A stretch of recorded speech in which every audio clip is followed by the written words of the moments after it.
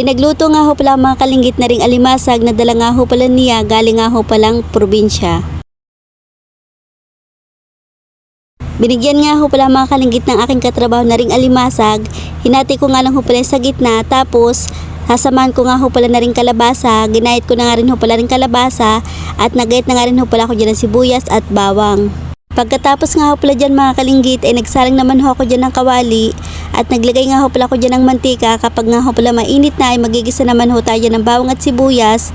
Tapos naglagay din nga ho pala ako dyan ng luya, rin naman ho'y pampabango at pampaalis ho ng lansa ng ating lulutuin. Tapos kapag nga ho pala okay na at mabango na, nilagay ko na nga ho pala ring mga kalabasa.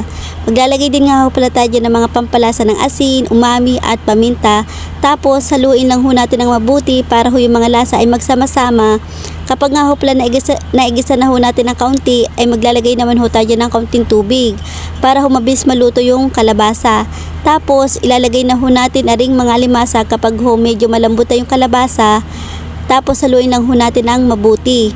Maglalagay na nga ho pala tayo ng kokomama, arin na nga ho pala yung binili kong gata, mabilis nang gamitin at hindi na ho tayo magpipiga-piga pa.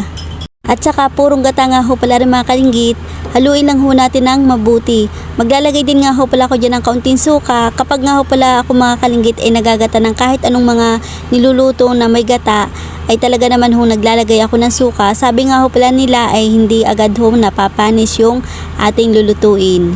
Para sa akin nga ho pala mga kalinggit, ang paglalagay ng suka ay pampabalansin ng timpla. Atin nga lang ho pala yung pakukuluan at makalipas nga ho pala ilang minuto, arin na nga ho luto na yung ating ginataang alimasag. Siya hanggang dito na lang. Salamat ho sa inyong panonood. Bukas uli. Bye bye!